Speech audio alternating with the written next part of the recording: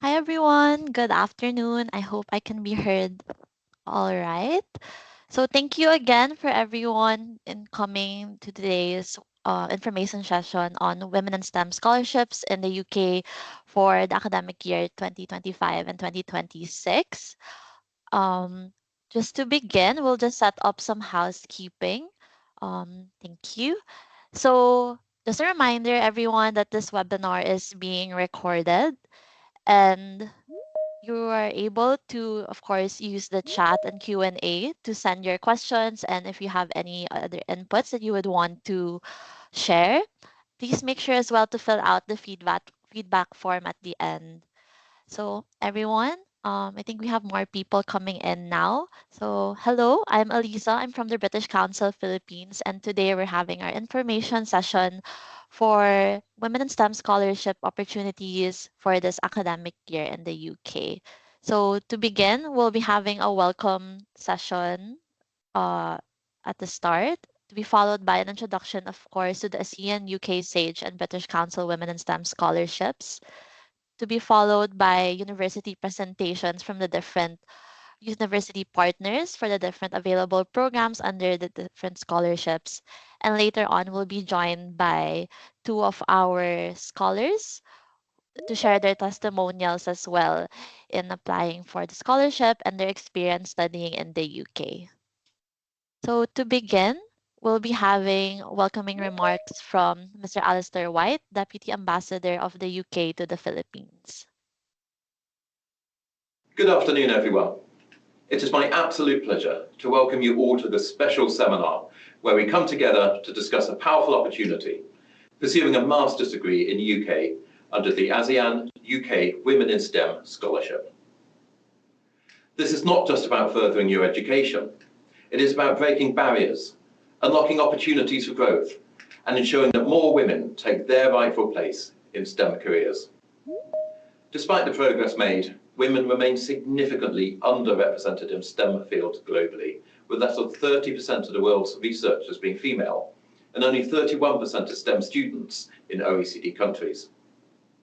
While girls often outperform boys in mathematics and science during primary and secondary education in Southeast Asia, only 19.3% of women obtain STEM degrees, compared to 39.8 degrees of men in tertiary education. Such disparities reflect deep-rooted cultural biases, stereotypes, and systemic challenges that hinder women's participation in STEM, leading to struggles in transitioning from education to employment.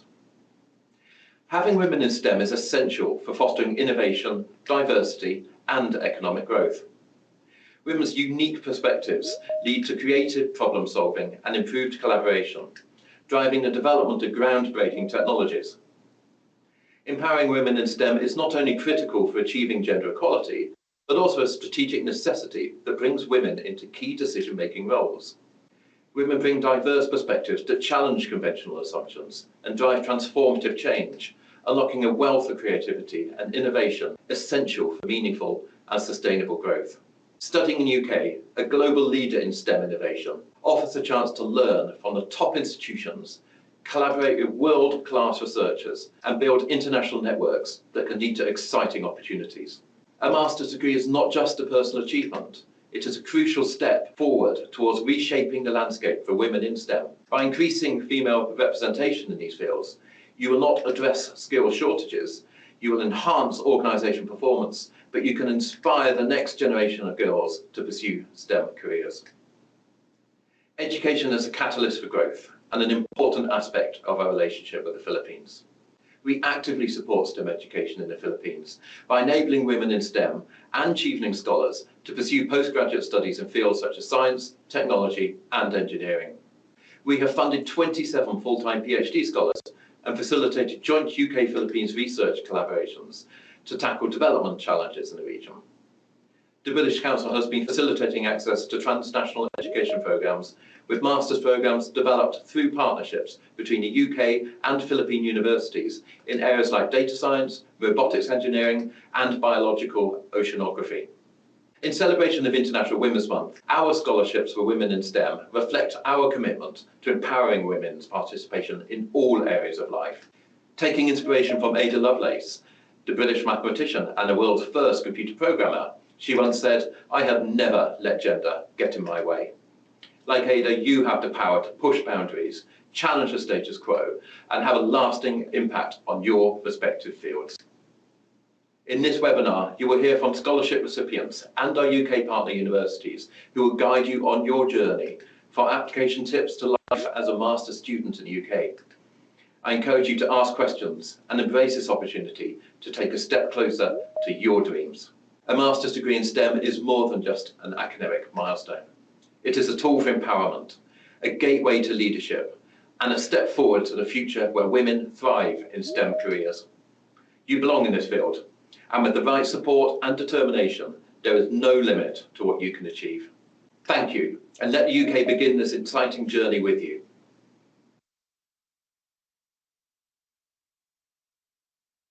Thank you to Mr. Alistair White, who is unable to be with us today, but gladly recorded this message for everyone here today, and of course to our friends in the British Embassy in Manila.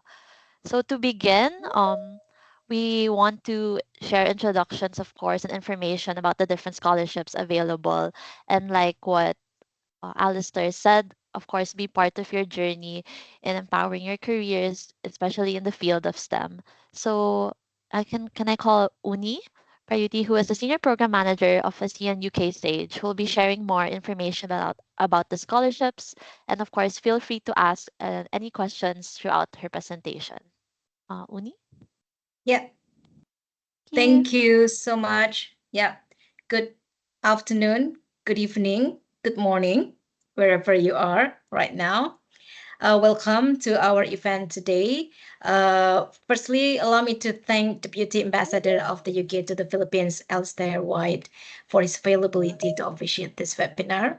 Also, thank my colleagues from British Council Philippines, marvelous ladies. Thank you for the cooperation. The past few weeks we worked on this.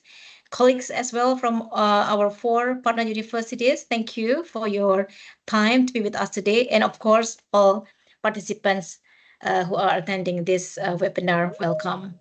I hope you get the most out of this event today.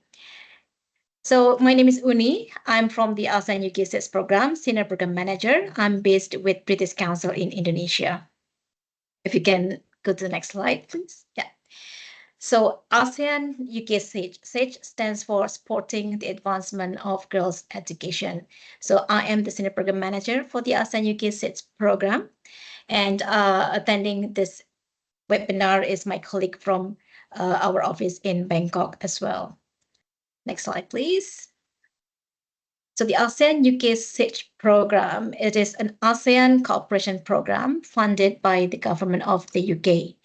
Through the UK mission to ASEAN based in Jakarta, the UK government is deepening ASEAN UK engagement, building on the existing collaboration with ASEAN. ASEAN, or Association of Southeast Asian Nations, established in 1967, now comprises 10 ASEAN member states with the motto One Vision, One Identity, and One Community. Another country is in the process of being accepted into ASEAN. It is Timor-Leste. So ASEAN UK SAGE work will also contribute to support the accession of Timor-Leste into ASEAN.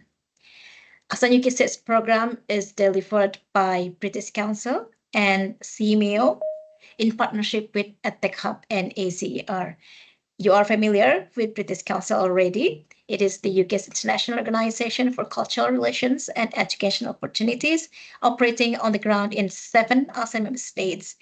British Council is one of the co-leads of the ASEAN UK SAGE program, together with CMEO. Southeast Asian Ministers of Education Organization, or CMEO.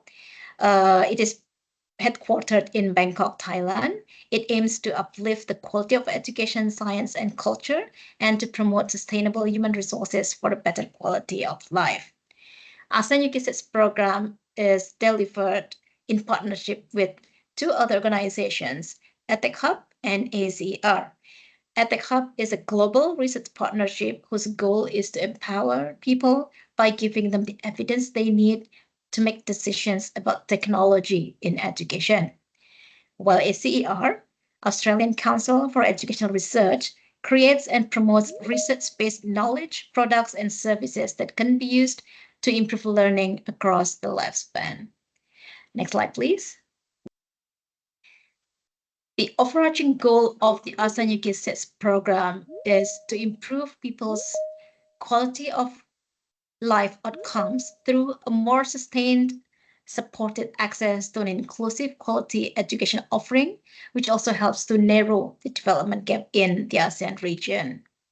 Our program has three focus areas: improving outcomes in foundational learning, improving access to education for out of school skills and marginalized groups, and addressing gender barriers to digital skills for employability.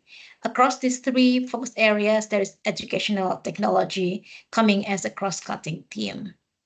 Next slide, please. So, ASEAN UK SETS Women in STEM Scholarships is one of the activities of the ASEAN UK SETS program.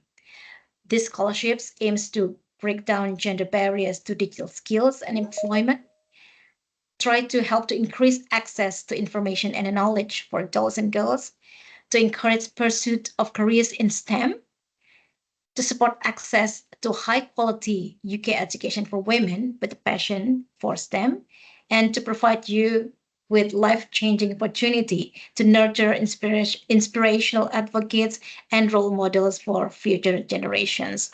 So you see there on your screen now, Ambassador of the UK to ASEAN, Her Excellency Sarah Tiffin, saying that the mission is simple: for women to have equal access to education, smash the gender barriers and norms, and push up brilliant future female leaders, which we are hoping you will come to that stage one day. Next slide, please. For academic year 2025-2026, the ASEAN UK SETS program is partnering with the University of Warwick and the University of Manchester. For the University of Warwick, we have 5 slot of scholarships, which will be available for Brunei Darussalam, Cambodia, Laos PDR, Malaysia, Myanmar, the Philippines, Singapore, Vietnam, and Timor-Leste. So this is quite a tight competition to win one slot. And another 6 scholarships are provided through the University of Manchester, available for Brunei Darussalam, Cambodia, Indonesia, Laos PDR, Myanmar, the Philippines, Singapore, Thailand, and Timor-Leste. Slight difference by 2 countries between the 2 universities. Next slide, please. Yeah, so if you want to learn more about the ASEAN UK SETS program or the ASEAN UK SETS Women STEM Scholarships, go scan this code and then you will be there on our websites. Slide. Yes, that should be all from me. I don't want to take much of your time because the next sessions with the scholars and with the universities are more important to the audience. Thank you. Back to you, MC. Thank you, Uni, for that presentation, and of course, the importance of getting these women these opportunities as well. In terms of the link, feel free to share it in the chat. But for now, I'll call on Tina, who's the program manager for education in British Council Philippines, to also give an introduction to the British Council Women in STEM scholarships. All right. Thank you, Alyssa, and good afternoon again, everyone. My name is Tina. I'm the Program Manager for Education at the British Council. Thank you again for joining this afternoon's information session on Women in STEM. We're happy to share more information about this scholarship opportunity for you. And to begin, allow me to give you a brief background on what the Women in STEM Scholarship is. So this is a fully funded scholarship grant for women or individuals who identify as women to study for a master's degree in the science, technology, engineering, or mathematics program at a leading UK university. We're now on our 5th year, and so far we've supported 7 scholars to pursue further education. For this year's Women in STEM scholarships, our participating universities are Queen Mary University of London and Brunel University. So, who are qualified to participate or apply for the scholarship program? Again, we are looking for women or individuals who identify as women with STEM backgrounds who wish to inspire future generations of women to pursue careers in STEM. The candidate must be able to take up her studies starting this September or October 2025 until 2026. So that covers academic year 2025 to 2026. The candidate must be able to demonstrate a need for financial support, proof of which could vary per university. So please do stick around to hear from the participating universities on the specific requirements. The candidate must also have an undergraduate degree that will enable you to take up a postgraduate course at the master's level. You must also have the required level of English for postgraduate study in the UK. And you must also be active in the STEM field with work experience or a proven interest in your chosen subject area. You must be able to demonstrate a plan and a passion to engage other women and girls in STEM here in the Philippines. The British Council Women in STEM Scholarship is also intended for those who are dedicated to making a meaningful contribution. We are looking for professionals who are willing to contribute to the advancement of the Philippines through the benefits they are receiving from the program under the scholarship. So it's important that candidates commit to returning to the Philippines for a minimum of 2 years after the award has ended. The scholars must also be willing to engage and commit to supporting the UK government and the British Council as alumni after the award has ended. Later in this program, you will meet some of the women in STEM scholars who are giving back by sharing their experiences to also help you prepare for your applications. So please note that further requirements may differ per participating university, and participating universities may require additional requirements aside from what's stated on the screen right now. So documents that demonstrate your eligibility may also vary. So we encourage you to get in touch with the universities that you intend to apply to. So moving on, who are not qualified, unfortunately, for this scholarship opportunity? So next slide, please. Those who are students or professionals who hold dual British citizenship, unfortunately, are not qualified for this opportunity. So are employees, former employees, or relatives of an employee of His Majesty's government, as well as the British Council. So please note that relatives are defined as parents or step-parents, siblings or step-siblings, children or step-children, spouse, civil partner, or an unmarried partner, where the couple have been in a relationship similar to marriage or a civil partnership for at least 2 years. So that is what defines the term relatives. Next, students and professionals who are currently recipients of financial support or funding, unfortunately, are also not qualified for this opportunity. And unfortunately, students and professionals who have previously studied in the UK through a scholarship program from a UK institution are also unqualified for this opportunity. So we move on to the next slide to show you what the scholarship opportunity includes.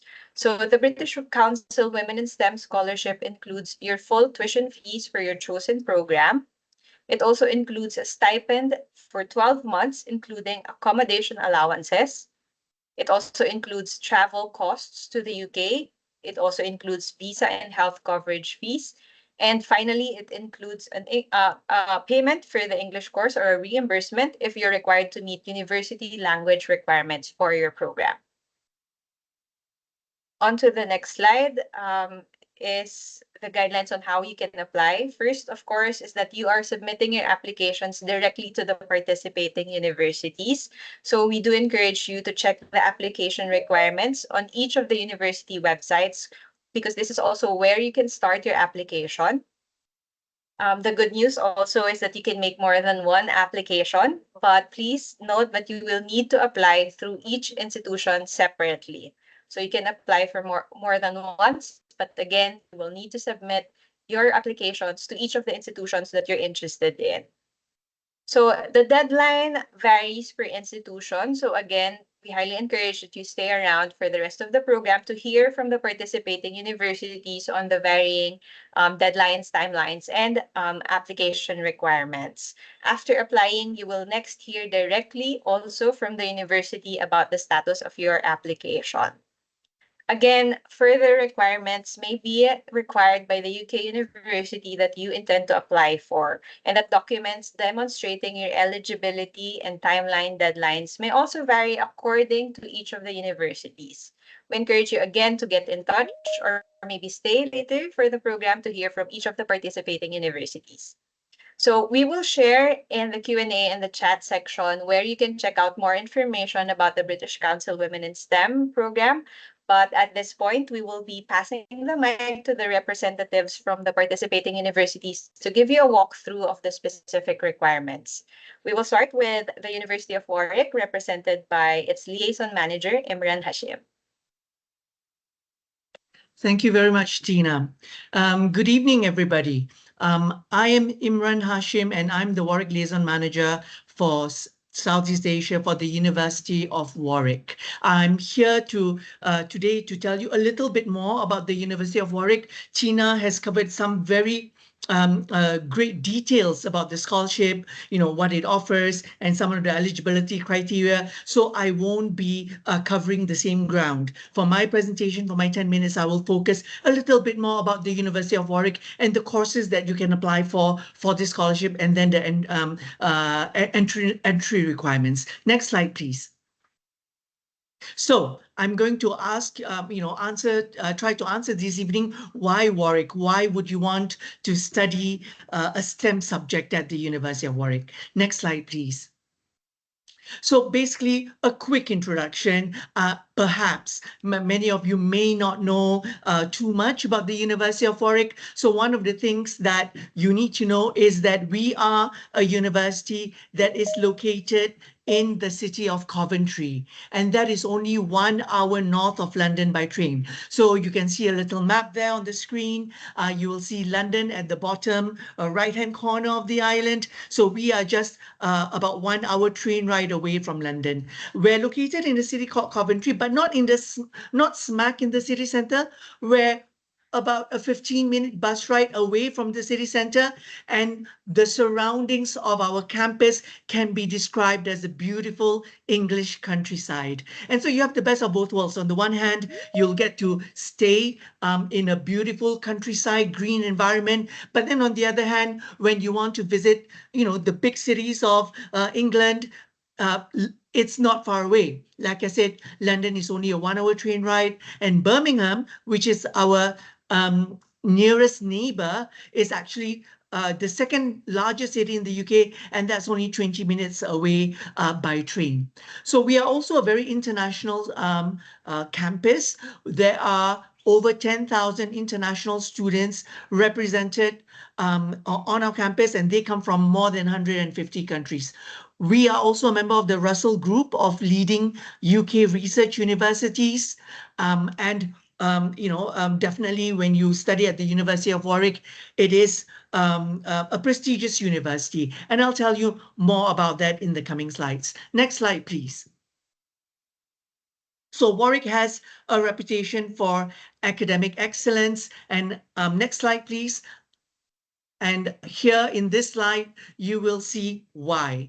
First of all, in terms of our global reputation, Warwick is a top 70 university according to the QS World University Rankings, right? Within the UK, when you look at the UK-based rankings, we are 10th in the top 10 in the UK. For example, in the latest Guardian University Guide, we are ranked number 8 in the UK overall.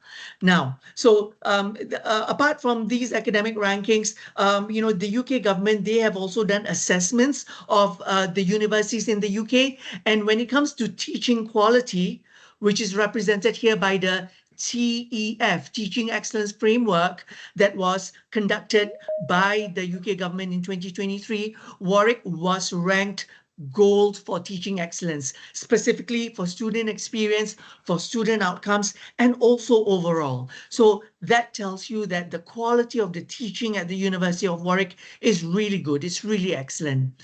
Apart from that, I also want to let you know that when you study at the University of Warwick, your teachers, your professors, they will be the people who are leaders in their field, people who are the leading academics in their respective areas. Now, this can be seen from the fact that 92% of the research that is conducted by our academics is considered to be world leading or internationally excellent as certified by the Research Excellence Framework, which is again a UK government assessment of the research quality being done by the universities. So 92% of our research is either world leading or internationally excellent. So that's really great.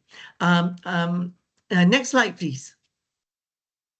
And speaking about our professors who are, churning out this, world-leading research, creating new knowledge, publishing in, academic publications and their own books.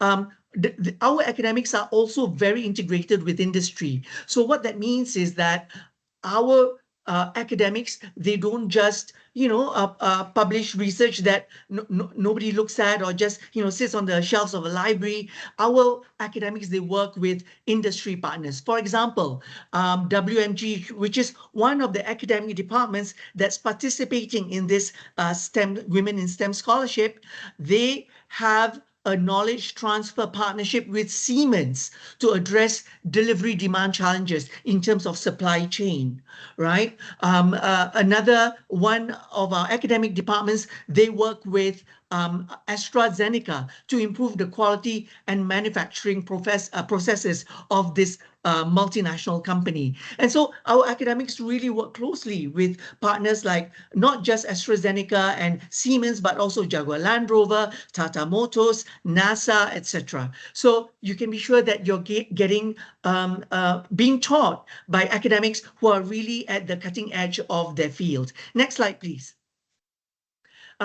In terms of career path, Warwick will provide you with a lot of guidance. So, for example, I understand that, for you, you'll have to go back to your home country for at least 2 years. But the great thing about Warwick's employment team or careers team is that we also work with international employers. And how do we help you? We help you, for example, in terms of like working on your CVs, working on your interview skills, making sure that you're able to put your best foot forward when should you be looking for a new job when you go home, right? Another thing that we do is that we do a lot of networking with international employers as well, so that when they have job opportunities, this will be listed in our internal careers portal that's called My Advantage, and you'd be able to have access to that. Next slide, please. So Warwick University, I've already covered a little bit about the academic prestige of the university, our reputation. Now I just want to spend a little bit of time about our campus. So we have a really beautiful green buzzing campus, right? So here, the photo that you see in front of you is the Warwick Arts Center. And within this Warwick Arts Center, it's not just a huge auditorium where, sometimes academic lectures take place where we invite like Nobel Prize winners to give talks, right? Apart from that, we also have 3 cinema screens inside this art center. We also have a small museum inside this art center. So this really is a cultural center, not just for the university, but also for the people of Coventry and Birmingham. Next slide, please. We have fantastic facilities in terms of sports facilities. Unfortunately, you can't see them in the photo because this is a photo from the outside. But as you can see here, our sports hub is huge, right? Inside, you'll find swimming pools, you'll find rock climbing wall, you'll find all manners of, courts and, other sporting equipment, including like a mega gym, right? So there's a mega gym inside this building as well. So there are really a lot of fantastic facilities on campus. Next slide, please. And so on campus, it is a place where where you can find everything you need. Not just sports facilities, not just cultural facilities, but also things like supermarkets, bars, cafes, restaurants. We have a chaplaincy for students of faith, for you to practice your faith. Other facilities like, of course, on-campus accommodation. And I'm going to talk more about that in the following slides. Next slide, please. Right. So campus accommodation, as you can see, you're starting to get a sense of how campus at Warwick is green and modern. So unfortunately, for those who are dreaming of going to a Harry Potter type of university, you will unfortunately be disappointed. Warwick is not a Harry Potter kind of university. We're very modern with lots of modern facilities, very comfortable, but at the same time, very green and very beautiful, right? So on-campus accommodation is available for those who want to live on campus, and they are available on a first come first serve basis, right? And so definitely our accommodations team will be assisting you should you be wanting to live on campus. But if you want to live on campus, no off campus, outside of campus, no problem. You don't have to live on campus if you don't want to. And again, there will be guidance from our accommodation team should you need help on that front. Next slide, please. And here is a bird's eye view of our campus, the green campus I've been talking about. So you can imagine that now the bottom half of the photo, the brown color buildings, those are some of the accommodation buildings. The white cluster of dense white color buildings at the top half of the photo, those are that is where a lot of the academic buildings are, right? All the research laboratories, all the academic buildings, library. So central campus is in that dense cluster of white buildings, but everything is within walking distance. So you can see that, if you come to study at the University of Warwick, you'll be really surrounded in a really conducive environment for you to do your studies and research. And then at the same time, like I said, only a 15-minute bus ride to Coventry City Centre, and then you can make your way to to have the big city experience that I'm sure you will want also during your weekends and holidays. Next slide, please. So Students' Union is, of course, the organization that ensures you have a great social life, a great sporting life. These are just some of the, sports that you can play at Warwick. And of course, we have a lot of other cultural activities and societies. We have lots of other careers-oriented societies, etc. Next slide, please.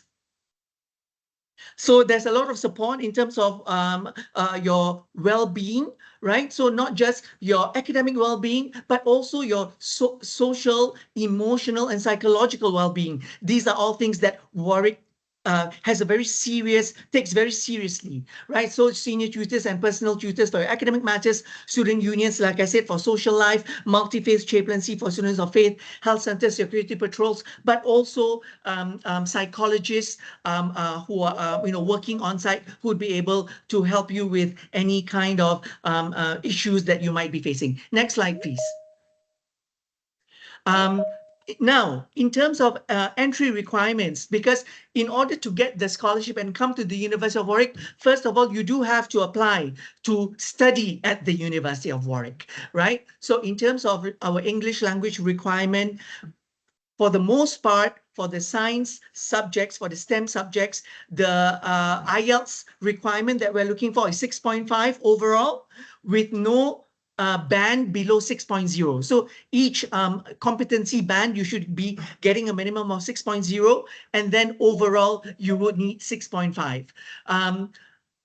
We also accept Duolingo. So for those of you who feel that, oh, maybe IELTS is not appropriate for me, I wish to present a different English language qualification, I do know that Duolingo English tests are quite popular, and you can use those to prove that you have the English language requirement. Now, in terms of your academic background, we are looking to recruit students with a bachelor's degree equivalent to a second upper honors degree, or in some cases, a second lower honors degree, right? So that depends on the course that you have chosen. But we are, so it depends on the course, but yes, we do accept students with both a second lower degree and a second upper degree. A lot of you may be wondering, but how does that compare to my Filipino diploma or degree certificate? What kind of GPA are we looking for? Now, because the Filipino higher education, the universities are quite varied, and some of them even have different systems of calculating the GPA. So if you have such questions,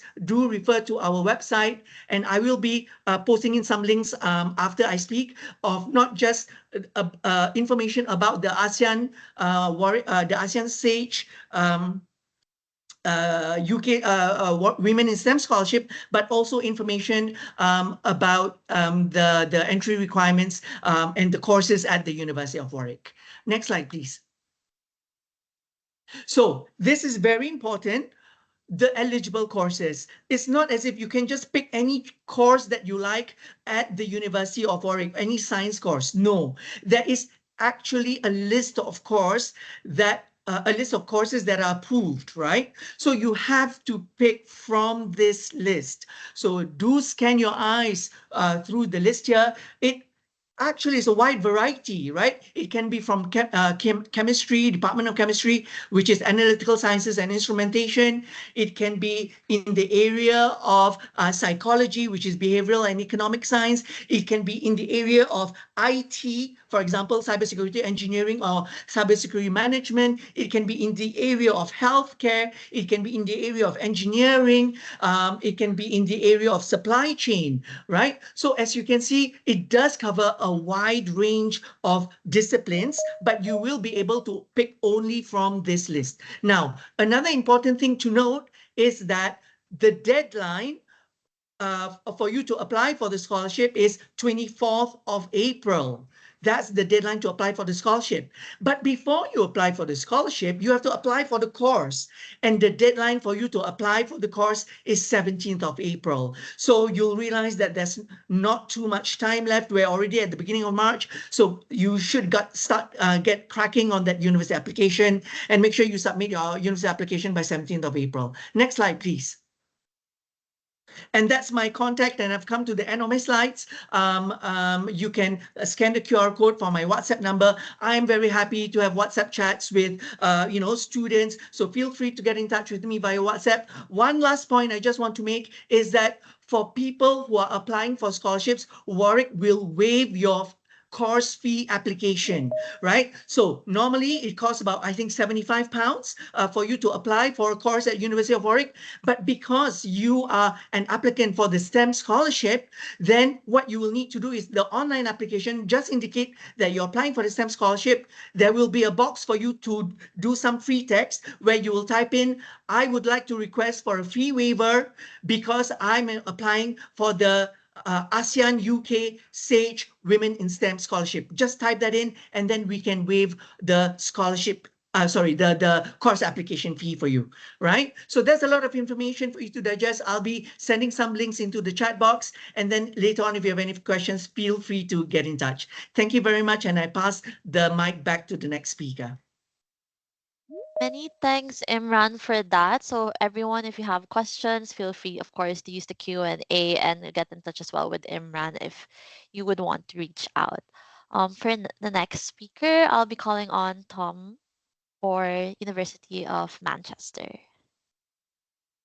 Thank you very much, and hello everybody. Thank My name is Tom Williams. I'm the International Officer for the Philippines at the University of Manchester. I'm going to keep my session shorter than Imran, and I'll give you some pointers where you can find a bit more information afterwards, as I realize you may have information overload today. So next slide, please. And as you can see just on the back of Imran's presentation, we are a bit more of the Harry Potter style university campus, as you can see from that image. And next slide, please. What you will see is myself again, another introduction, but if we can go to the next slide, please, with the details on, thank you very much, on the university. So why would you choose to study at the University of Manchester? I'm sure people are very familiar with the university and our rankings. As you can see there in the top right, we are one of the higher ranked universities in the UK and also 34th in the world. So our rankings speak for themselves, but it's important to also look at the subject rankings. As you can see on the top line there, we're ranked very highly in over 40 different subject areas. So it's important to look at the different subject rankings as well as the overall ones. In terms of other things that we can celebrate, there's lots of things that we have here at the University of Manchester to celebrate. 46,000 students from over 150 different nationalities, lots of different languages spoken here in the city. It's a very multicultural city. We have very high job opportunities. We're one of the most targeted universities by top graduate employers. We're a huge research university as well. So there's lots of things to celebrate. But what I want to focus on today is more details about this amazing opportunity with the Women in STEM Scholarship. Next slide, please. And another one, please. So the University of Manchester is proud to offer 6 fully funded scholarships to women from the following countries. Obviously, they're including the Philippines, completing a specific master's courses in STEM subjects. I will come on to in future slides which courses you can apply to. But if I can ask for the next slide, please. So what can you expect from these master's courses here at the University of Manchester? Well, we operate in a research-led environment. Now, what exactly does that mean? That means that, as you saw on my first slide with all the unique selling points, 93% of our research is classed as world leading. Now, the people that are teaching you, the professors, the tutors, they are active in their field of research whilst teaching you. So what that means is you are learning the very freshest, cutting edge information that's just being discovered. And that means that your education is at the very leading end of that particular subject. So when you do enter the workforce or when you return to your country, you're educated to the most up-to-date level in that particular area. We have excellent facilities for teaching and independent study. The building that you can see in the back of the slide there is our brand new engineering building. It's a huge facility, the same square foot as 12 football pitches or soccer pitches, if you like. It's called the Nancy Rothwell building, and it has some real cutting edge facilities for engineering. But we also have other opportunities around the campus with regards to one of the biggest university libraries in the UK, a 24-hour learning commons, and some real cutting-edge facilities that are aimed at our students. And we have real-world application. Again, what does that mean? Well, that means that we want you to graduate and we want you to be career ready. We want you to be able to enter the career space and feel like you belong there, like you know what you're doing, because you've had thousands of hours of practical experience and because we design our courses with industry. So that means that we see what the industry demands of their new employees and we build that into our courses so that when you graduate from us, you are ready for the real world. Next slide, please. So our postgraduate taught, which is a master's course, it involves 180 credits worth of modules or classes, if you like. The majority of our postgraduate taught or master's courses are 1 year long and they start in September. We only have one intake here at the University of Manchester, which is in September. There are multiple study spaces across the campus, open 24 hours a day. The one in the picture there, the glass-fronted building, is our Alan Gilbert Learning Commons. It's open 24 hours a day to students. It's a complete study facility, so no classrooms, no offices, just study facilities, computer suites, meeting rooms, and believe it or not, because it's open 24 hours a day, we also have sleeping pods in there. You will benefit from online support and resources wherever you are. So there's always support available, whether it's physical in person or whether it's online. You'll benefit from face-to-face workshops to support you in your transition to postgraduate study.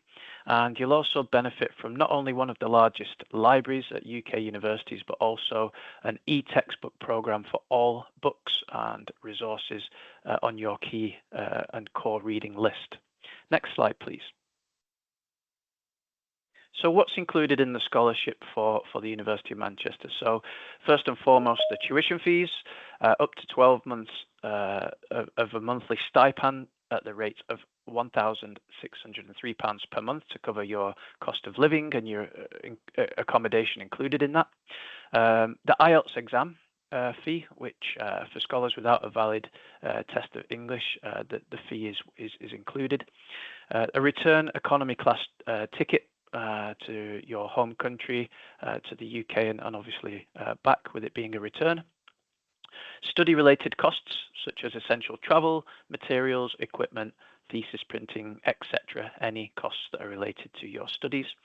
Your visa and insurance, such as the NHS health surcharge costs here in the UK, which will give you access to our healthcare system, just like I have as a UK citizen.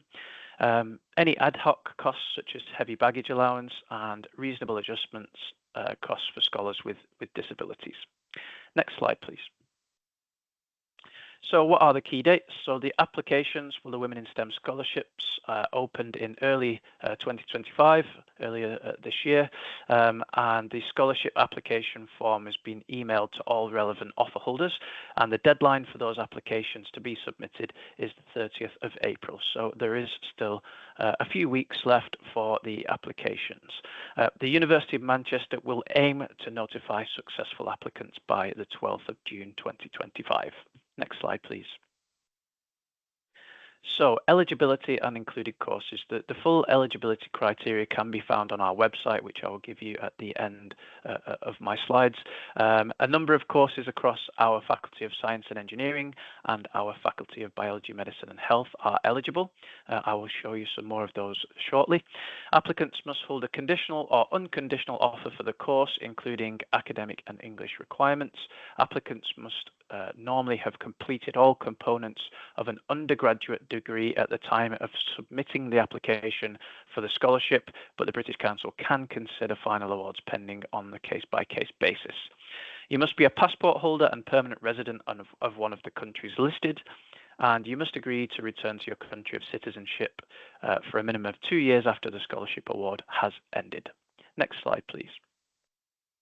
So here is a list of the courses that are available. I won't read them all out, but as you can see, they are divided between 2 of our 3 faculties. We have 3 faculties here at the University of Manchester, the Faculty of Biology, Medicine and Health, the Faculty of Science and Engineering, which obviously are both STEM faculties, and then we also have our Faculty of Humanities, which is not relevant for this particular scholarship.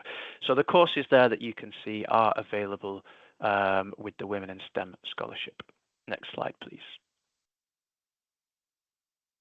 So here's an outline of the application process, just to give some clarity after mentioning the key dates and deadlines. So you apply for an eligible course, you receive an offer, and be aware of the deadlines on the offer. You will then be sent an application form soon after receiving your offer to study on that course. If you do not receive the form after 1 week, then you can email us international@manchester.ac.uk. Then you would submit the application form for the scholarship by the 30th of April, and then we will notify you if you are successful by the 12th of June. So first apply for the course, then receive an offer, then apply for the scholarship, and then we will notify you if you're successful. Next slide, please. So, like I said, if you do want more information generally about our university, there's a lot of information on the website, whether it's about accommodation, study support, well-being support, the campus, student life, etc. Also, our university social media channels are great for this, particularly Instagram and YouTube. If you do have any outstanding questions, or you're wondering why you may have not received an application form but you believe you're eligible, you are welcome to contact us by the email there on screen. So thank you very much for your time, and I will hand over to the next speaker. Thank you, Tom. So that's it for the 2 universities under ASEAN-UK SAGE. So for the British Council Women in STEM scholarships, I'll hand it over first to Mohammed from Brunel University. Good morning, good evening, good afternoon from Brunel University, London. Firstly, thank you to British Council Philippines for providing us this platform. If we can go onto my first slide. Okay, first thing to note, if you are familiar with Brunel, there are a few changes, a few differences that you can spot. First of all, our logo says Brunel University of London. We were previously Brunel University, London. So you might wonder, what was the difference? We are now part of a family of the federation called University of London. So this that basically enhances our provisions and gives you better access to additional resources throughout the University of London family.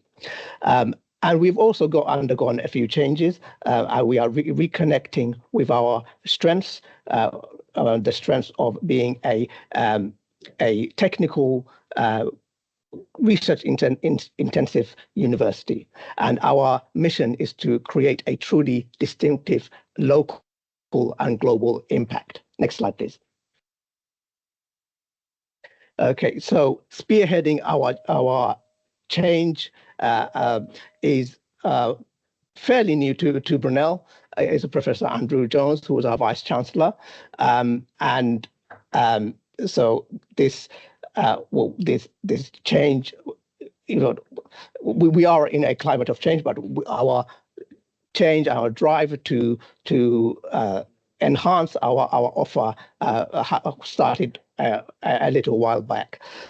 So, we are a world-class university with an outstanding reputation for industry engagement in education, technology, research, and innovation.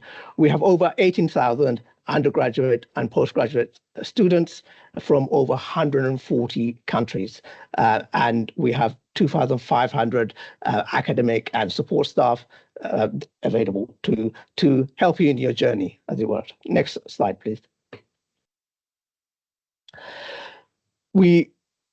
The university, and you'll see in the following slides, is almost like a microcosm of the world. So we are first in the UK, joint first in the UK for international outlook, and sixth in the world.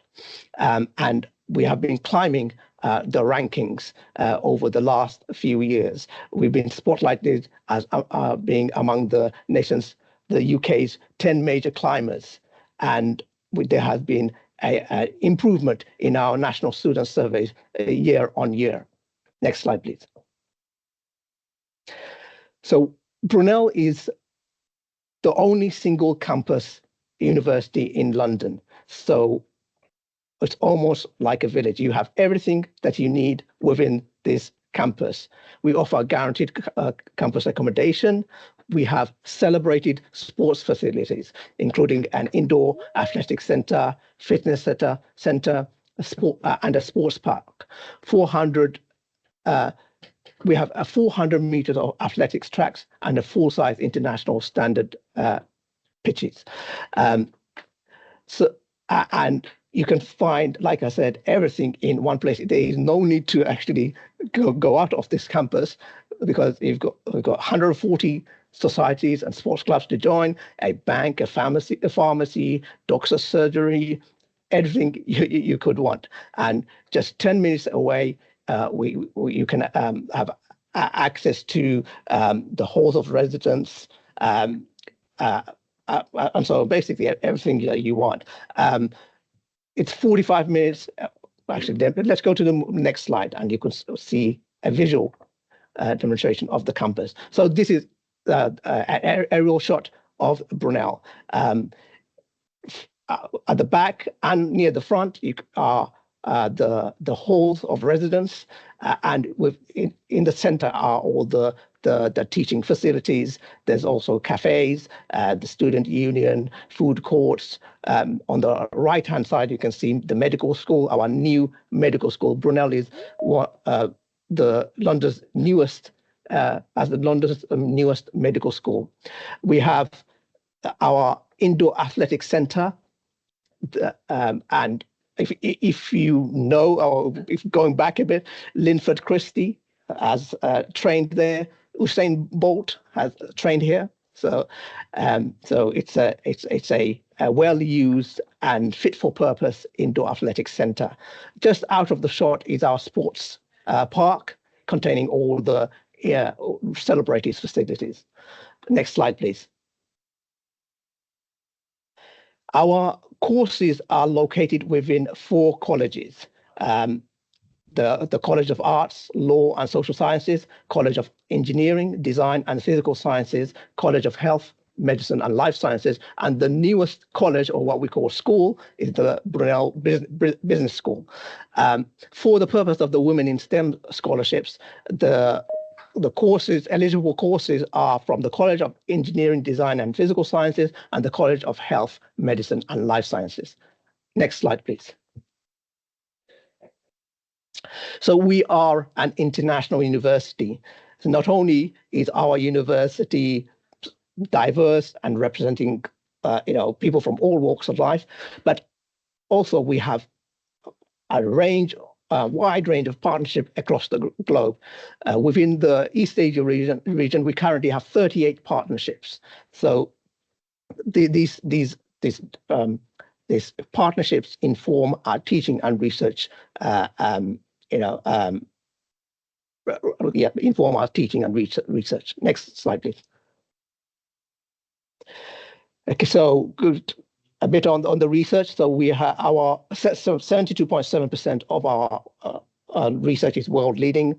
We have earned £158 million in research funding over the last 7 years, and we are top 10 university for innovation and partnerships in the UK. Next slide, please. So going down into the numbers, so over 80% of our engineering research is world leading or internationally excellent. We are among the best in the UK for sports, health and exercise science, and we are rated amongst the world's most impactful universities. Next slide, please.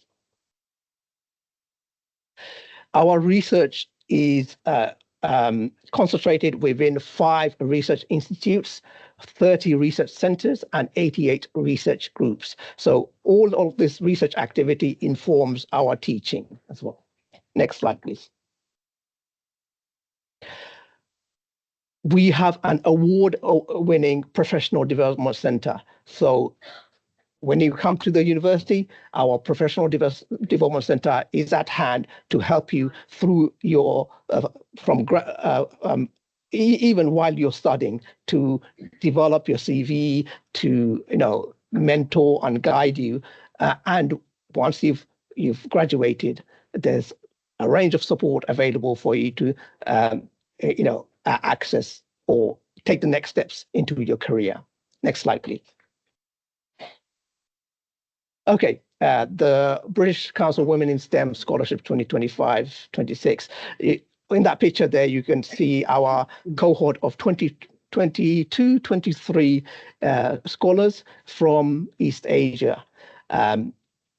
So we are building on experience. This is the 4th year that we've been part of this fantastic program. As we know, we have 5 scholarships available, and the eligible countries are Malaysia, Myanmar, the Philippines, and Vietnam.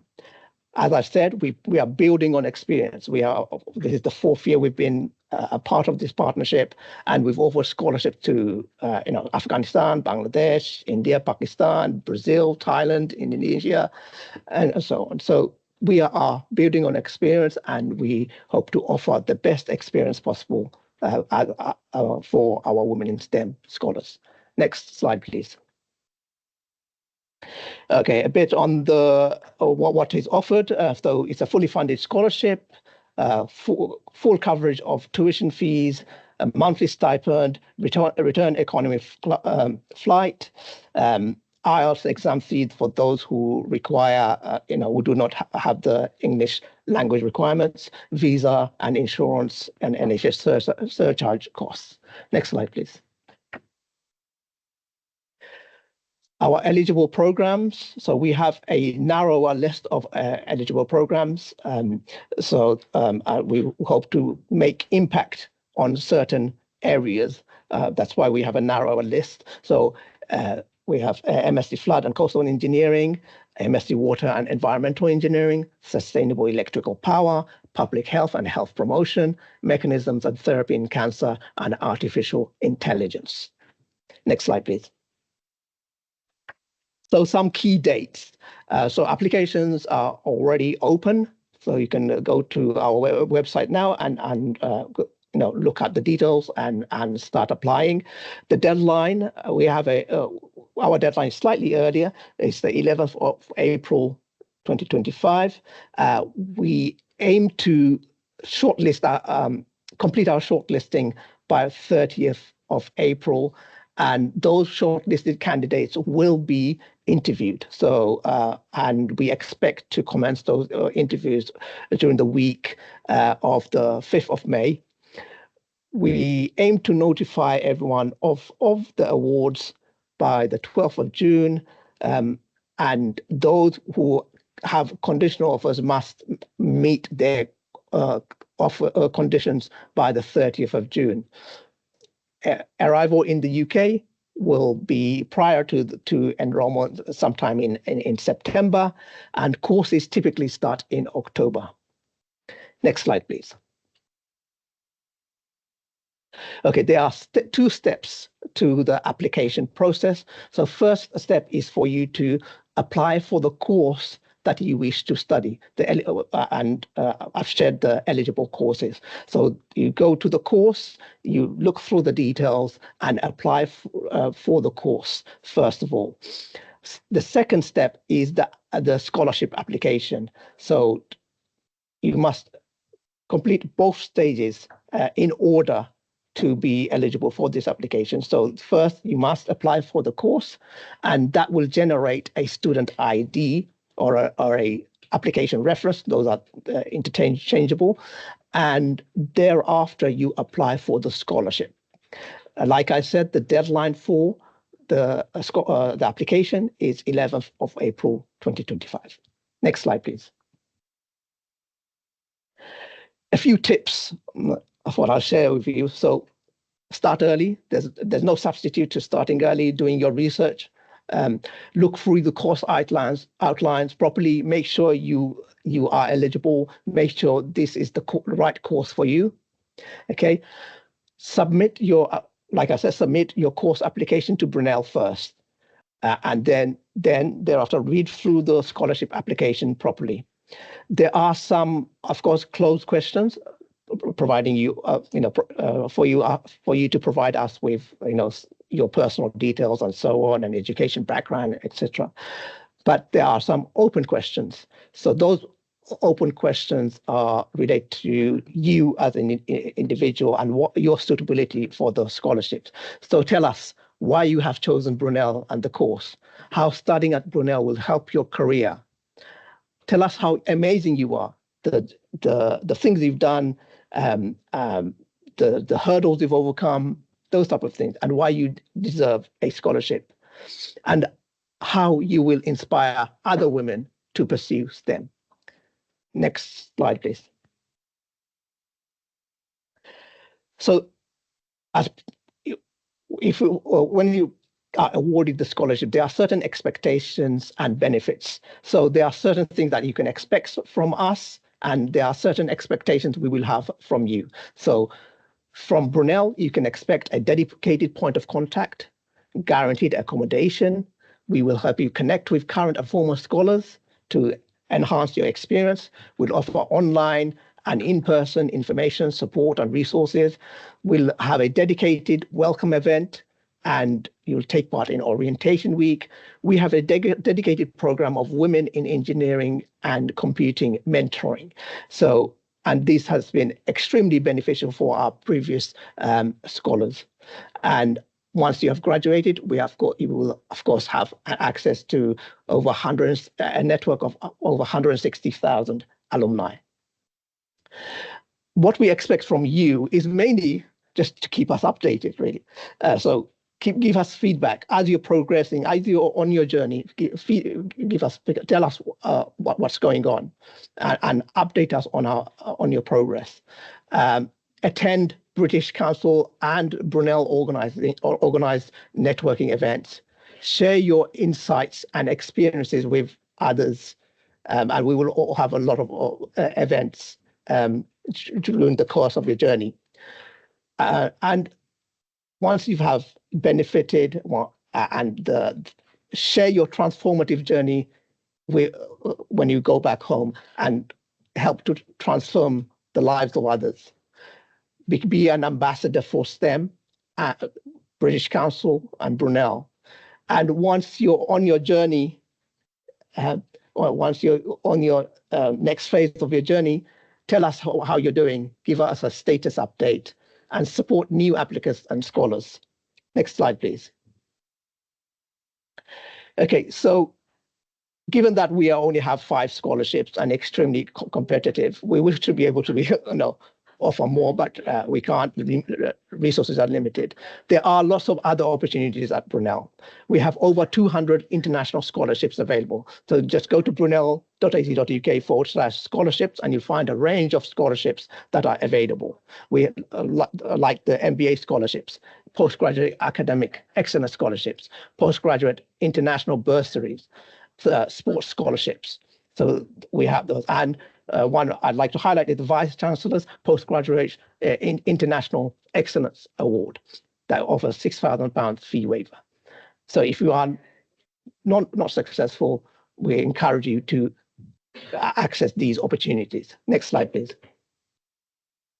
Okay, so this brings me to the end of my presentation. If you would like further information, just go to brunel.ac.uk/scholarships or contact us at scholarships@brunel.ac.uk. Thank you.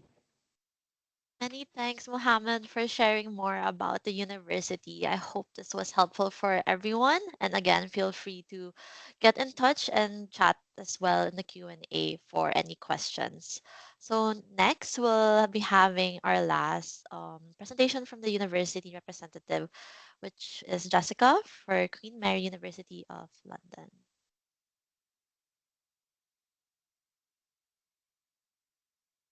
Hello. Hello, good morning, good afternoon, everybody. Thank you very much, British Council, for having me and for all my colleagues in the sector in the UK as well. Next slide, I can start. Right. Hello. Queen Mary has a fairly long history in the UK. We have started achieving our unthinkable since 1785. However, I have always been reminded, and I'm reminding others, that if we are really tracing back to the very origin of our university, starting from a hospital delivering some medical lessons, we had over 900 years of history. So that's pretty amazing. We have been firmly grounded in London since nearly 1,000 years ago. Next slide, please. With this long years of history and the excellence in research and teaching, we are one of the universities in the Russell Group. And I believe you must have heard the term Russell Group as introduced by my fellow colleagues just now. It is a group for 24 research-intensive UK institutions. We also ranked as the 92nd university in the world. So yeah, we are one of the top 100 universities as well. And one of our amazing and very proud achievements of ours is that among our alumni, 9 of them have been named Nobel Prize winners. So you might very likely, well, you might be one of them in our near future as well. And we will be very happy to have you. Next slide, please. And aside from our rankings and the number of Nobel Prize winners, another proudful numbers of ours is that we have over 170 nationalities on campus. And that's why oftentimes, other than English as our main language, I would overhear conversations delivered in different languages when different nationalities communicate in their native languages with their fellow countrymen. So definitely we welcome you to be on award in Queen Mary, our very international university as well. Next slide, please. Here is a quick map of our global footprint of Queen Mary. We can't locate all of our key spots on this map, but Southeast Asian region is definitely one of our key markets and our source of students as well. Next slide, please. And aside from the aside from the internationality, our universities are very diverse and inclusive in terms of the socio-economic backgrounds and the ethnic backgrounds. Queen Mary has always been named the most inclusive and diverse universities in terms of the socioeconomic backgrounds as well as the ethnicities. So no matter where you come from, we welcome you. Next slide, please. And so talking about the scholarships specifically, next slide, please. Queen Mary has 10 eligible master's courses for the British Council Women in STEM scholarships. And in particular, before I go into, to have overview of some of them, just wanted to highlight that we have all 3 faculties of ours have courses eligible for this scholarship. So the 3 faculties in Queen Mary include Faculty of Medicine and Dentistry, the Faculty of Science and Engineering, and the third one, Faculty of Humanities and Social Sciences.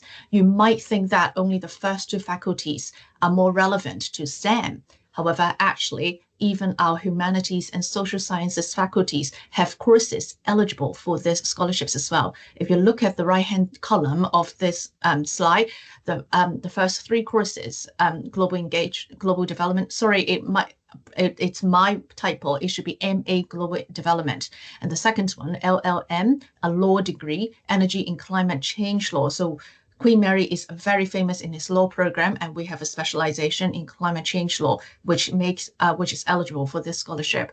And the third one, MSc Global Public Health and Policy. So when we talk about health, which is very much about science, we have to take a look. We have to think about and research the policies aspects of it. And so what I wanted to share with you is that all of our 3 faculties are very dedicated to these scholarships, and we welcome our talents from all walks of life and from all disciplines. And the 3 courses that I've mentioned, that I've mentioned just now from our humanities faculties, they take on an interdisciplinary approach. So you're not only studying law, you're essentially also studying some part about medicine and sciences as well. Next slide, please. Next slide, please. In some coverage, all the British Council hosts has delivered an amazing presentation on this already, so I don't go into details. Next slide, please. Right, in terms of our application, I have summarized it into 4 main steps. However, there is, of course, greater detail that you should be mindful of and more of the reminders. You're most welcome to check them out on our webpage, which I'll share the link, which I'll share later with you on the chat. So the first step, of course, you have to file your application. Where do you file your application? On Queen Mary's online application portal. Choose one of the 10 eligible master's courses. So make sure you read our webpage very carefully to see which 10 are eligible for specifically for these courses. Some of our courses have very similar names, and so please just be careful when you choose them on our application portal. And yes, select one of the courses. Select one course for your application. The third step is very, very important. While you are selecting your course and indicating your course on our portal, at the same time, on the same portal and on the same application, please also indicate that you are applying for this scholarship. There is a dedicated drop-down menu on our application portal for you to choose this scholarship. So the drop-down menu indicates a lot of the different scholarships available, and please choose this one. After you have chosen this one, don't forget to also upload the dedicated dedicated mandatory form for this particular scholarship, and this can be downloaded on our website. I will share the link in a minute. Next slide, please. Some of the key dates and deadlines. The application is already open since last month, and since 2 months ago nearly, and it will continue until 21st of April. So please remember this deadline, and please remember the time zone as well. We operate in the UK time, and then of course our admissions, our different faculties, etc., will start processing and reviewing your applications. Please be patient. All of these takes time, and we do think that we will attract a lot of applications. So it will be great to have your understanding that we won't start we won't start informing our applicants of the results, especially the successful one, until sometime in mid-June. So from mid-June onwards, we will start issuing the scholarship offers. However, that's not the end of the story. If you haven't heard back from us yet, it doesn't mean that you are automatically your applications are already unsuccessful. That takes time for us to confirm the initially conditionally awarded ones. So anyway, we will start notifying the unsuccessful applicants from August onwards. And if you don't hear from us in mid-June or in July, please just be patient. Next slide, please. Right, I am the key contact of for this scholarship at Queen Mary. My name's Jessica, and here is my email address. But as I've just said, we do expect a lot of applications, and we very much welcome yours as well. So I anticipate there will be a lot of inquiries. Please be kind to me. Please be kind to my inbox. Try to visit our website and note the above timeline and all of the information before reaching out to us. Yes, we will start informing everybody in August. Next slide, please. Right, I don't go into great details here, but we are excellent not only in our academic deliveries, but also in our student support services. I'll particularly highlight the first 2 points. Firstly, since Queen Mary is located in London, the most fascinating student city for international students. I mean, London has always been ranked as the #1 city for international students with its offers of many things to do. You will never be bored. We also understand that London accommodation can be very pricey and challenging for our international students. So do consider staying on campus. We will offer affordable student accommodation. And if you're international students, there is a higher chance for you to stay on campus as well. The second one is the second proud student support service that we offer is our advice and counseling service. We understand that it is not only about study, it is very much about a life-changing experience. You are miles away from home. You are meeting people of all nationalities. You are speaking a different language. You are using a different language to study. All of these can be daunting. All of these can be stressful at the start. Don't worry and don't be shy. Seek our advice and counseling service, which are very professional. Next slide, please. And other than study, other than meeting your friends, if you manage to, and other than enjoying London, if you manage to squeeze a bit of more time to sharpen your soft skills and to further elevate yourselves, as we name our program here, do join our QM Elevate program. This is free of charge for all of the students. It is meant to sharpen your soft skills, and to, of course, that will help your career prospects and in other ways of life as well. Next slide, please. Right, student success. Well, these figures apply more to our UK-based graduates, but we believe that our international graduates will be no different from all these success stories, and we hope that many of you will become our alumni. Next slide, please. Right, so that is all for Queen Mary. If you want to visit, I'm going to share the link on our chat in a moment. It will list all of the 10 eligible courses there. So thank you very much.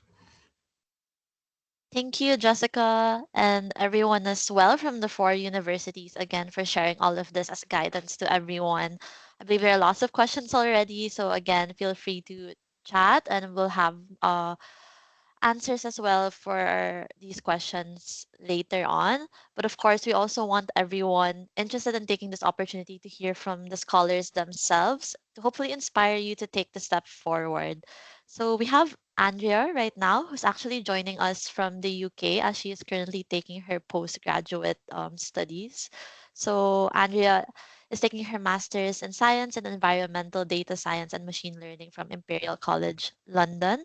So while the school is not participating this year for these rounds of scholarships, we hope you can still learn from her experience, especially in her journey into studying in the UK. So, Andrea, if you're available, and thank you as well for accommodating. I know you have Yes. classes. Of course, I'm glad to be here. Thank you. Thank you. Hey, hi everyone. My name is Andrea. And as mentioned, I am currently here in London, taking up my master's degree. So for my undergraduate, I actually took BS Industrial Engineering in UP Diliman, just so you guys have an idea of my background. I'm also part of the first cohort of the ASEAN UK Sage Women in STEM Scholarship, and I started my master's program last September 2024. So I'm actually halfway through my program. And today I want to share with you a bit about my experiences as a scholarship recipient and as a student in the UK. And as mentioned, my journey is specific to Imperial, but I'll try to keep my insights broad enough to be helpful no matter where you might end up studying. So I first want to dive into what student life has been like for me so far. So we can go to the next slide, and I think I'll just go through some of these points very quickly since the universities have mentioned a lot of them as well. So one of the first things that stood out to me was really how diverse and inclusive the student body is. I've met people from all over the world, from Indonesia, Malaysia, Iran, Pakistan, Dubai, you name it. And I've met someone from that country, and it's really been such a rewarding experience to learn about different cultures, and it's uh, broadened my perspectives and my horizons. And it's helped to shape the way that I've learned and grown during my master's program here. Another big difference from my previous studies is the teaching style. So here, the focus is really on understanding the material rather than memorizing it. And as mentioned by some of the universities, they really focus on making sure that you're ready for the industry and ready for your professional career. They encourage us to think critically, and I think the important thing is they also encourage us to make mistakes so that we can learn from them. So for me personally, it's been a very effective way to learn because it's driven by your curiosity and not just grades or the pressure to do well in an exam. And speaking of support, I've been really impressed by how much help is available to students. The university does provide a really incredible support system, as mentioned by the universities already. And I won't go through the details anymore since they've been mentioned. But I just want to share that it's as a student personally, it's been very reassuring to know that there's always someone or something to turn to when you need help, because especially when you're just starting out your program, there is a lot of adjusting that you have to do. So the support that's been available has been very helpful for that. And we can go to the next slide, and I want to show you guys some photos to give you a better sense of what my daily life looks like studying at Imperial. So the first photo on the top left, those are actually my friends from the program. And as you can see, we're a very diverse group, and it's been amazing to learn from each other's experiences. And I've learned to really appreciate different cultures and different ways of thinking and how different people can come together and still find a lot of things in common. And here you can see there's a photo of our library, and as mentioned by the universities, they tend to be open 24/7, and I haven't had to pull an all-nighter yet and be at the library at 12 midnight, but it's very nice to see that they are supportive of different kinds of students, because as we know, there are early birds and there are also night owls who learn better at night, so that's very nice to see. And another nice thing about our campus is its location. So here on the top right, that's actually the Natural History Museum, and it's a block away from my school. And most of the museums here in London are free to visit, so it's very nice to have that when you just need a break or you're in the middle of a stressful project and you just need a breather. And another thing that I love about studying in the UK or just being in this country is really the beautiful architecture. So at the bottom left, that's actually the building that I get to go into every day, the Royal School of Mines. And as you can see, it's really beautiful, and it's very inspiring to study in such a historic and stunning environment. And I just feel grateful every day to be able to be part of an environment like this. And as mentioned, they have amazing sports centers here. The universities here at the bottom right, that's actually a climbing wall that we have. In my school sports center, and it's really nice because we have Wednesdays half day off to focus on sports and societies, and it's a great way to maintain a healthy school life balance because sometimes as students we do forget to take care of ourselves in that way, and it's really nice that they've built it into our routine and our schedule. So now that you've seen a bit of my daily life, I wanted to talk about some expectations and misconceptions that I had before starting this journey. So we can go to the next slide. So some misconceptions that I had actually, when I first got the scholarship, I thought it would be life changing immediately, and it actually really is. But what I realized is that the scholarship is a gateway to these opportunities, and it's opened so many doors for me. But I've also learned that it's also up to us to really seize those opportunities and put in the hard work to make sure that our dreams turn into reality. And I think for the people in the call right now, it starts now with just your application. Even if you feel that you're not ready or you have doubts or fears, just give it a try. Just grab that opportunity. You won't lose anything, and you'll be really grateful looking back that you just gave it a chance. And one of the most important ways that I've learned also to grab these opportunities and to have them available is through networking. So I used to think that with a master's degree, it was mostly about studying, but I've learned how important it is to build connections. Networking has opened so many doors for me, and it's been amazing to meet like minded people who really support me and inspire me. And this brings me to embracing openness.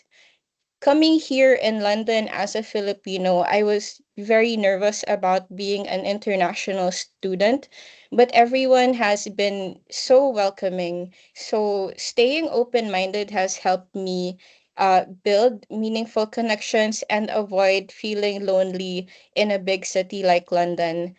Plus, the scholarship gives you an instant community of women who are on this journey with you. So even before I came to London, I already had a group chat with my co-scholars, and everyone was just so supportive, so welcoming, and you never feel like you're alone on your journey.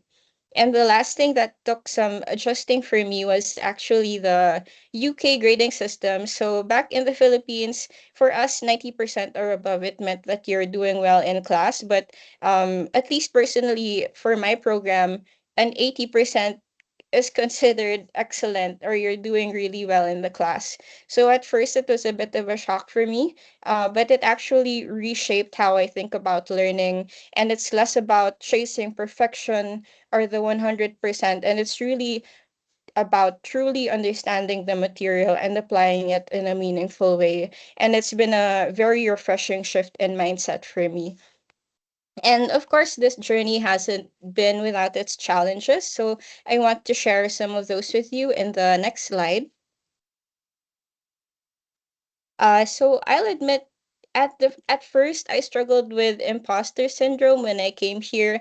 I kept doubting whether I belonged here, and it felt like a fluke that I was able to be part of the student body in Imperial. But I've learned to really be kind to myself and remember that it's okay not to know everything, especially when you're just starting out the program. They're teaching you a lot of new things that you might not understand yet, but I've learned that what matters is really putting in the effort, the time, the work, and learning and growing along the way. And another challenge for me was transitioning from work to student life. So, coming from a professional environment, because I had around 2 years of work experience before I applied for my master's, I was used to immediate gratification from work. You see the impact of your work usually right away, whether it's recognition from your manager or seeing your work out in the world, or even just the compensation. But as a student, it's very different because you go through the term um, studying really hard and you don't see it pay off immediately. And I've had to remind myself to be very patient and just enjoy this phase of learning and growth in my life. And of course, being away from family has been very tough.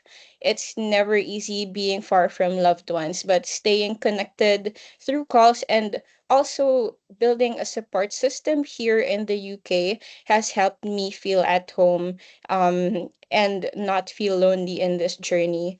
And despite these challenges, this experience has been incredibly rewarding for me. And as a last note, I want to encourage all of you to take the leap and apply for this scholarship.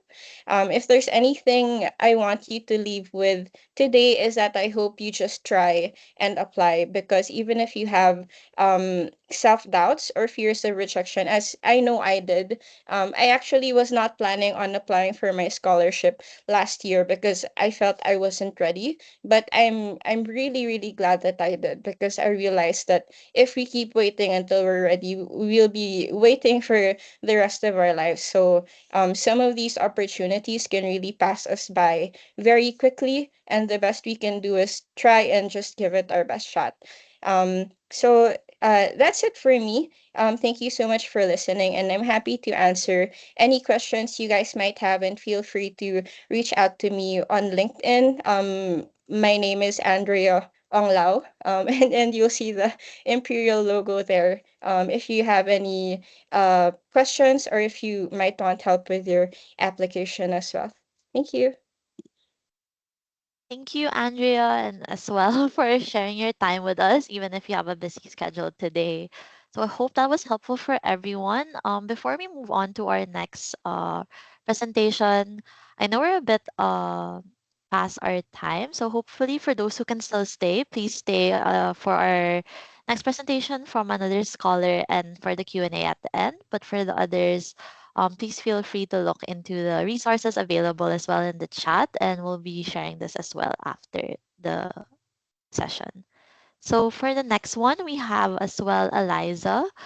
She cannot join us live today because of another commitment, but she has a presentation and she is taking up her, or she rather, she took up her Master of Laws in Global Environmental Law and Governance from the University of Strathclyde. So hopefully this is helpful as well for those who want to look into the other side as well of the sciences and how it could integrate with other interdisciplinary fields as well.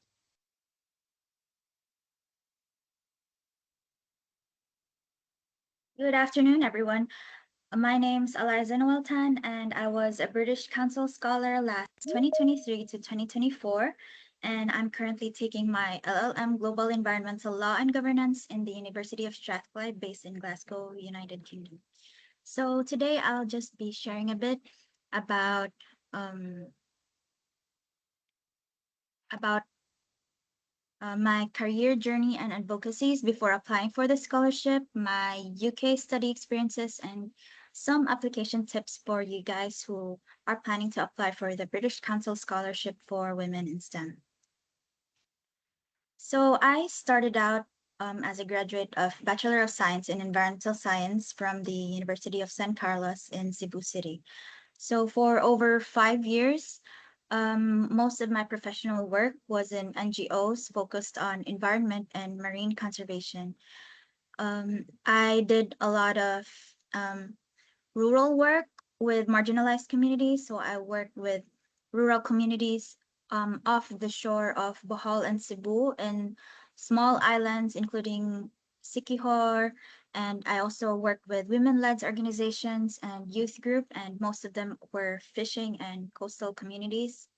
But while I was working there, I thought that I wanted to um, create better policies for these marginalized groups, especially for those that were affected by the impacts of climate change. So I applied for my LLM Global Environmental Law and Governance, which is the scholarship that I got. So I studied Masters in Law in Global Environmental Law and Governance, which is LLM, Masters in Law. It was during the academic year of 2023 to 2024, but I'm graduating this March 2025 because um, it's a little bit late because of my dissertation was graded just last December 2024. Through this, I researched about integrating climate finance and blue economy in the Coral Triangle. So I was studying international law and international policies. So what I wanted to research about was integrating climate finance international laws with ocean laws and blue economy initiatives in the Coral Triangle, which is the area in the world which spans 6 countries, including the Philippines.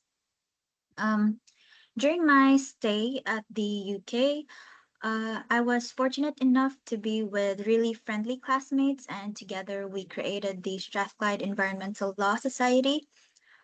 This society, we shared our experiences with our own countries. So we shared what are the policies, environmental policies set in place in this country and that country, and what we can learn from each other, and how we can together create maybe a joint paper or publish a joint research.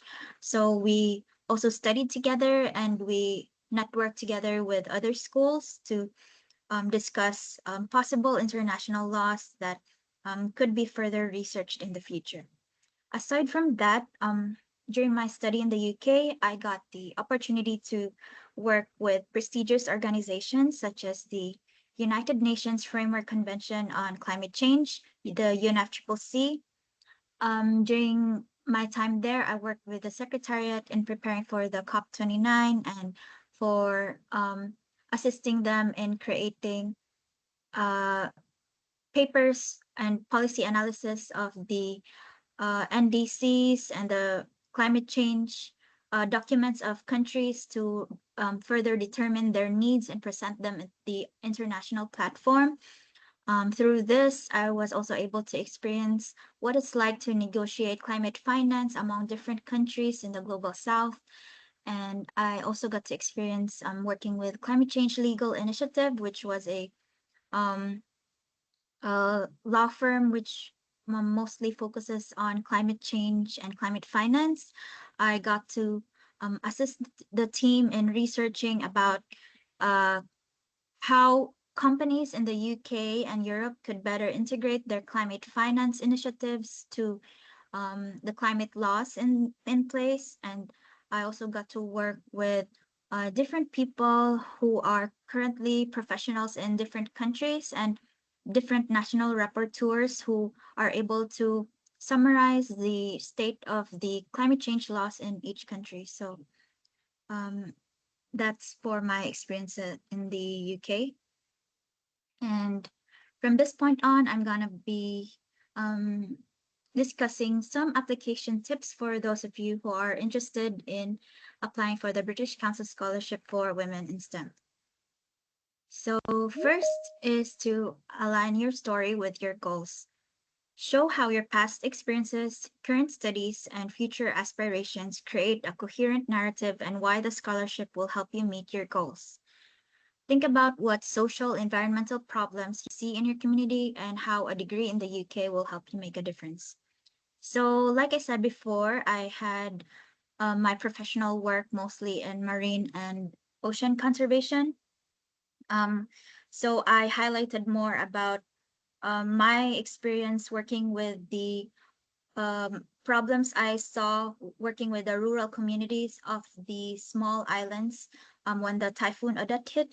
So when the typhoon hit, I saw how these islands were met with really poor living conditions with no electricity and water for 6 months. And aside from that, because they were mostly relying on fishing and farming, all their fishing boats were destroyed, all their crops were destroyed. So aside from not having electricity and water, they lost all their livelihood. And I just, and during that time, my role was to lead a project in assessing the state of the ecosystem there. So assessing the extent of the damage, assessing the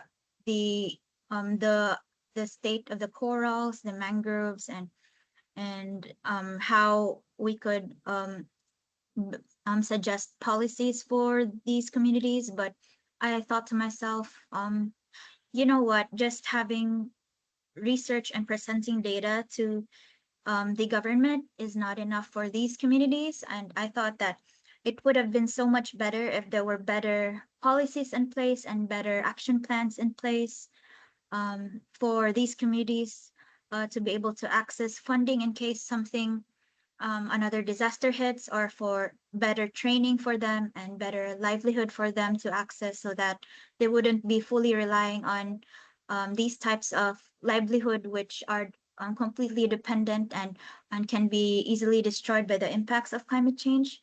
So this was my story and what I aligned with my goal. I said that if only I could create better policies. That's why I want to apply for this LLM Global Environmental Law and Governance, because through this LLM Global Law, Environmental Law and Governance, I would be able to be empowered as a science person to use my knowledge in science in creating better policies for these communities. So in the same way, you can think about what story you can create with yourself and what problems you've encountered in your workplace or in your community, and how you think this degree that you're applying for in the UK will help you make a difference in your community or in the Philippines. Second is highlight your impact. Focus on concrete achievements and their broader significance, whether it's leading community projects, conducting research, or implementing local initiatives. Showcase how your work creates positive change. So think about what are some research projects or leadership roles you've been involved with, and which in what way were you able to help solve a crucial problem that your community faced. So think about was there a time where you were involved with a project or a research, or were you given a leadership role where through this I was able to do this with my community, and or maybe even as simple as during the pandemic, there was this problem in my community, and so I led this, or I was involved with this to help solve this crucial problem in that my community is facing. So I think that's the most common thing that you could also encounter um, as someone from the Philippines. So yeah, think about what is your impact in your community and highlight that in your application. Third is follow up your references. So I think this is one of the most crucial points. Make sure you can contact and follow up your references. This is one of the things that um, I almost didn't meet the deadline for the scholarship because of this. So make sure you contact your references and ask them whether they've received the request for a recommendation from the university, because if they didn't read it, they didn't make you a recommendation, it would be difficult for the university to assess whether to accept you in their university and for you to proceed with your scholarship. So make sure the references you put in your application is someone you can contact and someone you can follow up. And it would be so much better if you meet with them in person to discuss this scholarship. And lastly, your unique perspective as a woman in STEM is valuable, and programs like this exist to amplify your voice and support your journey. So, lastly, in your application, remember your role as a woman, and remember that you're a woman who is able to empower other women. So, thank you for listening to my talk, and I hope this helps you in your application. So thank you for Eliza for sending us over that presentation. I hope it was helpful for everyone. So for our remaining minutes, we'll be going through the questions and answering them with our colleagues from the universities along with our ASEAN UK SAGE team and our British Council team that may be relevant. Some of them have already left, but I think some of them have also answered the questions in the chat. So to begin, let me just look through what we have as well.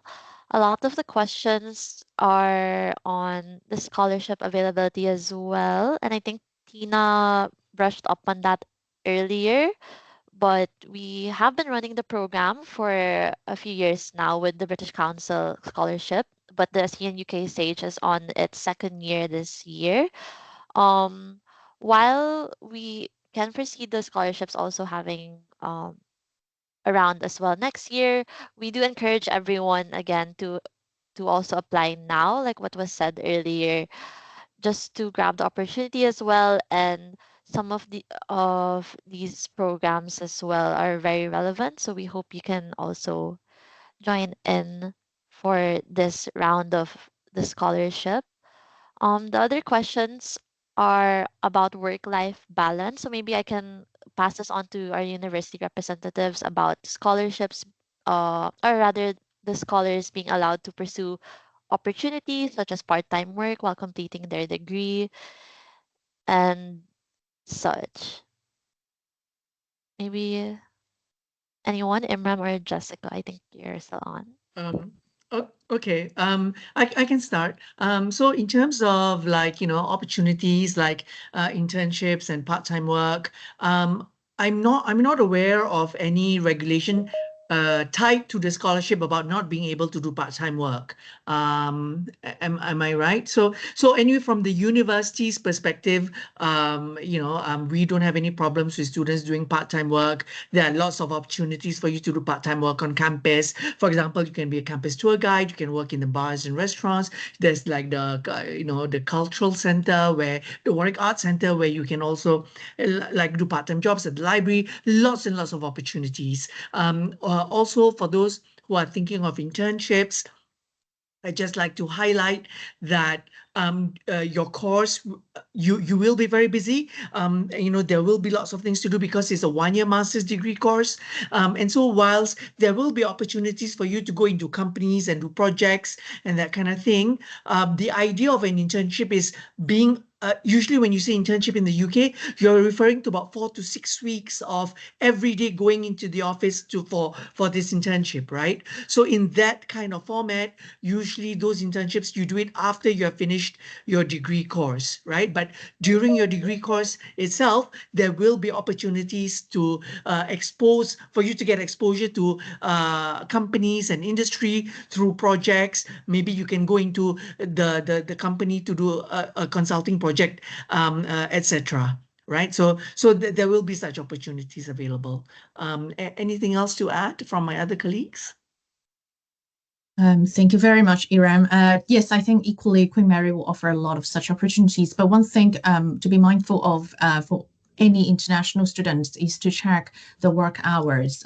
I'm not a visa accredited advisor, so I can't exactly give a visa advice, but we are mindful of the 20 hours per week limitation. So this is very, very important because it affects your student visa. So for anything related to work, internship, part-time job, do seek consultation, seek advice from our international office. We will have accredited advisors. Yeah.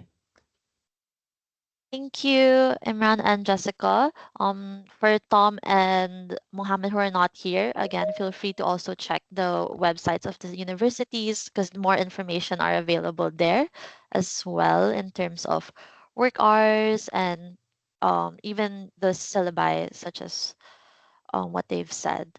So the next set of questions are more on admissions and requirements. So I'll be putting them together for our colleagues from the different universities.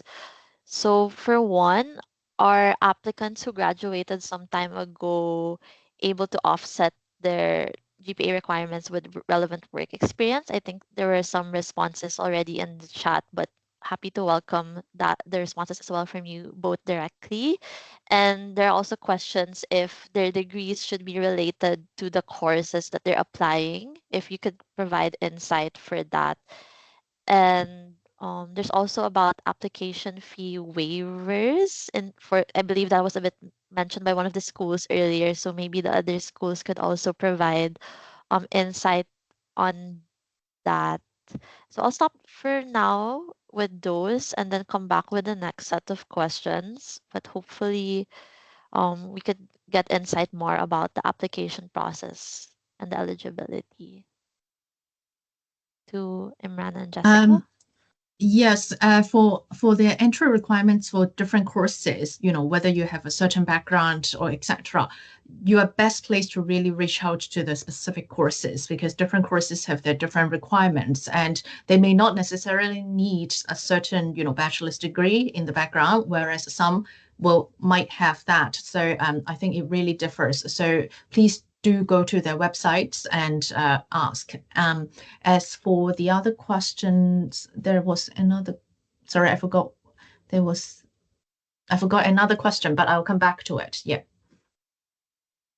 Right. So I'll just add to that. Yeah. So I totally agree with what Jessica has said. What you need to do is you need to look at the course that you're interested in. Go to the university website. Look at the course. For example, University of Warwick, we have a very, very informative website.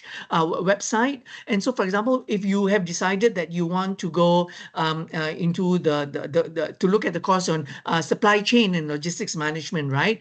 When you get to the course page, you will be able to see what are the entry requirements, including what kind of degrees we expect you to come from. So it is not a given that, if you want to do like say, civil engineering, that you need to have a bachelor's in civil engineering as well, right? It could be that, some courses, they allow you to be coming from other branches of engineering. So you do need to look specifically at the course that you're interested in and see what are the entry requirements and what are the backgrounds of the people they're looking for. It is not necessary that it has to be linear for every single course, right? So let's say, like I said, for example, supply chain, you can be from any background, any bachelor's degree background. Supply chain and logistics management course at Warwick will accept people from all sorts of background. So do check the website to find out more information.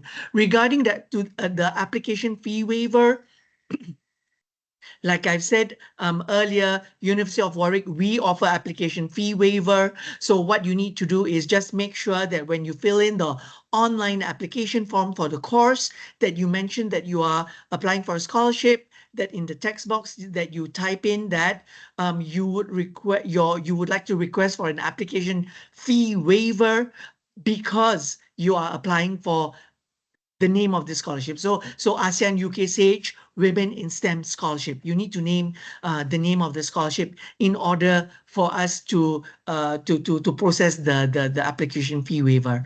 But yeah, that's possible at the University of Warwick.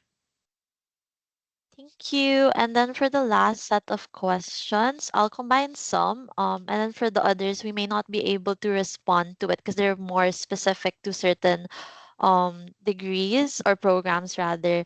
But for the more general ones, for those graduating with their bachelor's this year, what document can they pass instead of a diploma and transcript of records? And then another question is if GRE is required for other programs, and if a certification by the institution here in the Philippines stating that English was the medium of instruction could be used as proof for their applications with your universities.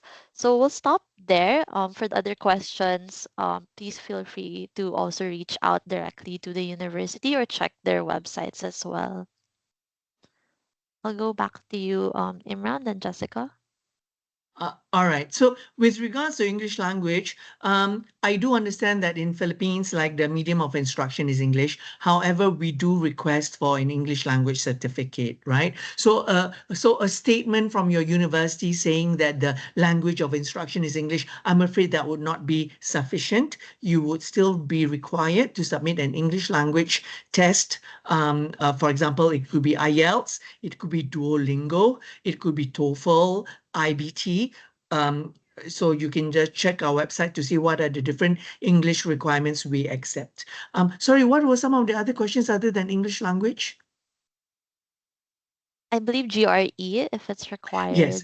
GRE is not required for most subjects. Usually GRE for universities, well, for University of Warwick at any rate, the GRE may be required if you're applying for a PhD or maybe the MBA. But for most of the courses that are eligible for this scholarship, we do not ask for the GRE. We do not ask for the GMAT.